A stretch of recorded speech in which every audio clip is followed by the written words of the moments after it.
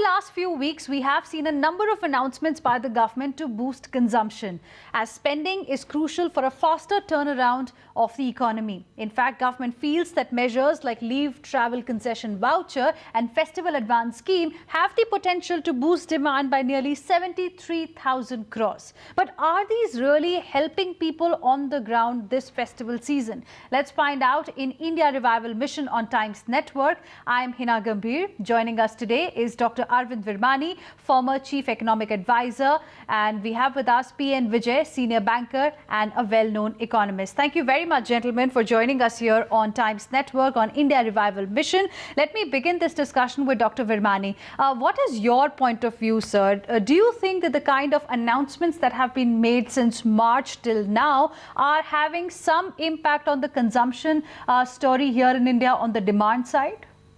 During the lockdown, we had pointed out that 40% of the economy was functioning, 60% was closed down, and we had shown that in each case, demand was equal to supply, so no fiscal policy would work. After that, in the transition, which is the last quarter which has just passed, we had said that there would be a fragmented demand and supply condition. That means you would have demand-supply imbalances which could go either way. So again, a kind of undifferentiated fiscal boost would not be useful and may actually create problems in certain areas. So I think the reason for this background is that we had recommended that be very careful that in the transition you have to be very targeted and make sure that the natural demand revival occurred, one, by taking precautions about COVID, and secondly, by making sure that the logistic chain started functioning. So we had repeatedly emphasized this, and I think by and large, the union government has got that message and has been trying to do that. So, people keep asking me every time there's a boost in some indicator that, are you surprised? No, that is exactly what was expected. There was this uncertainty and we expected that boost to occur. So the monetary credit focus has worked.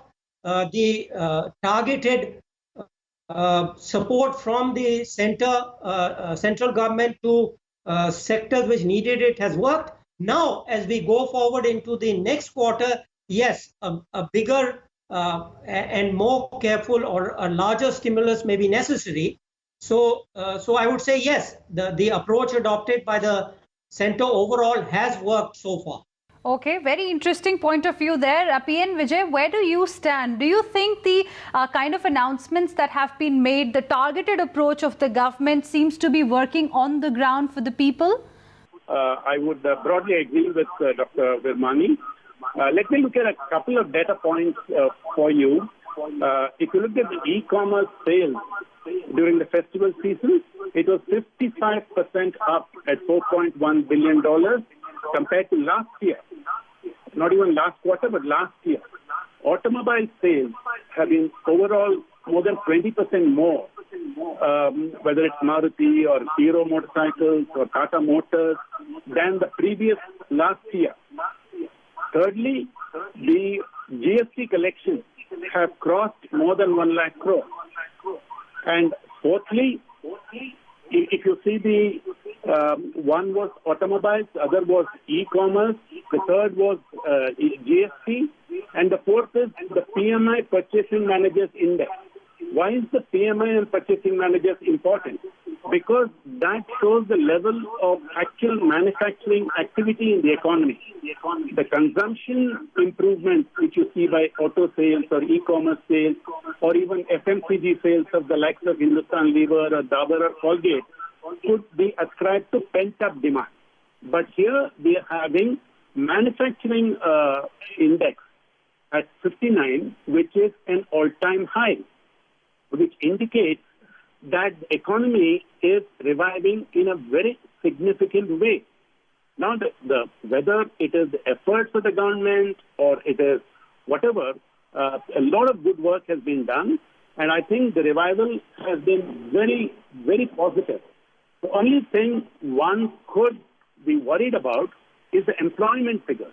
If you look at the employment data, After being pretty robust in June, July, August, when it came to September and October, the employment data has slipped and the unemployment has gone up. So this shows that certain sectors, employment-intensive sectors like tourism, construction, are feeling the pinch. So these are sectors the government has to work on. But on the whole, one can say that the slew of measures which the Modi government has done since March seem to be delivering at this point in time. Okay. Mr. Gurcharan Das, author and former CEO, Procter & Gamble India, is also now joining us on India Revival Mission. Mr. Das, what is your assessment of the kind of measures that the government has announced since March till now? The latest one, of course, being the LTC and the voucher scheme, especially for the festival season. Do you think these kind of measures are helping us improve the demand in the economy with some green shoots emerging? Well, I think green shoots are emerging, and I hope the worst is behind us. We can never be sure with this wretched virus because there could be a second wave coming. But so far, at least, fingers crossed, one feels that the infections have peaked and that unless there's a very severe second wave in the winter, that we will be normalizing. And there are many positive things which Vijay has mentioned. PM Vijay, the bumper agricultural harvest, the power demand is up. The shipments to eBay bills are showing up. GST collections are normalizing. Rail freight is up. So all these PMI index, the industrial demand index, is also showing good results. The worry I have really, obviously, the hospitality industry, etc., are the ones which are a problem, and they will take time. However, I do feel that one sector which is really so important for India's future is exports. No economy became prosperous in the world without export. And I fear that we have gone protectionist and it will hurt us and hurt jobs. The priority of this country has to be jobs. And to get those jobs, you need growth, obviously. And Arvind mentioned certainly that infrastructure is a very major help in this area because it creates direct jobs for the people. But I just feel that this one, I wish I could feel a little more optimistic about our export prospects because I really, since 2013, really our exports have been basically stagnant. And that's a very, very sad story, I believe. In terms of what the government should be doing, I think the classical way is the only way. No packaging, etc., no special giveaways. Would say focus on job creating, housing creates jobs, construction creates jobs, and that's really the most important thing. Okay, let's get a quick reaction from the other two guests as well on the concern that has been raised by Mr. Gurcharan Das. Let's begin with Mr. P.N. Vijay. What about this fear of protectionism that people are talking about? Aren't we focusing enough on exports? Is the messaging somewhere being misinterpreted? Dr. Das has hit a very, very important point in this whole debate. In our sort of enthusiasm about self-reliance, which one has seen, I think we are losing sight of our global competitiveness. Let's be honest, as he said, unless you are globally competitive, you're not going to create the jobs, you're not trying to get the growth that you will get. So I think there has to be a tremendous focus on exports. We have to get into detail, whether it's service exports, whether it's manufacturing exports, and we don't seem to have an aggressive export policy.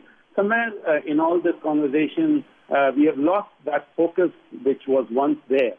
And of course, the other points, which are again the emphasis on housing and construction, these are very high employment multipliers. When you invest X amount in housing, apart from the fact that housing is a basic need for all our citizens, it creates a great multiplier effect.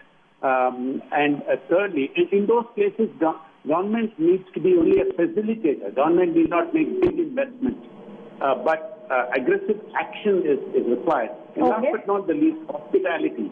Hospitality, I've read some reports which give a tremendous idea about the employment multiplier of hospitality.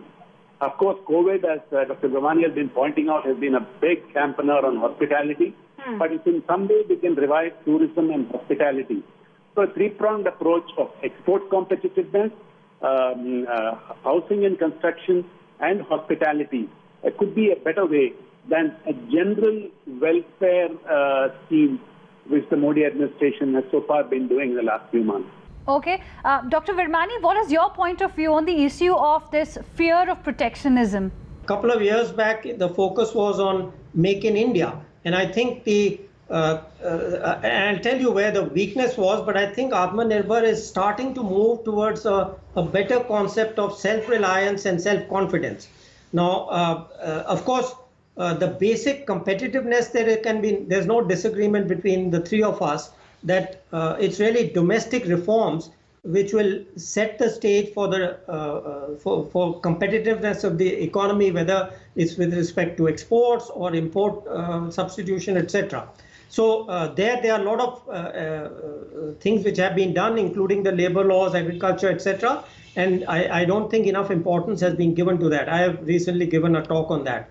Now, the difficulty is that I differ a little bit, and let me mention the two categories and then tell you. So one side, of course, is this what I propose actually is a dualistic trade policy, which is a kind of a conventional foreign trade approach to the rest of the world, but a focused targeting or import substitution with respect to countries like China, which have had an unfair, they've used non-trade barriers, they've used all kinds of practices which I think are wrong, and the only way to deal with those are that. Unfortunately, and the second part which is right is capital subsidies. The PLI scheme, I think, is a good idea because you have to have sustainable import substitution, not sustained protection. See, where we went completely wrong in the 60s and 70s was you kept expanding the protection. So the problem right now is that it's been too broad. It has been scattershot. It has to be very, very carefully done. Estimates by, I think the former CA has estimated that the tariff increase was about 5% on 70% of the products. What I would say is that you need to focus it on 25% of the products, but have a temporary, let's say 10 to 20%. I'm just giving you a rough idea for 3 years or something combined with this PLI scheme. So I think the focus, the broader Atmanirbhar can work if it is very carefully targeted and planned for a particular purpose where the PLI scheme must be complementary to it.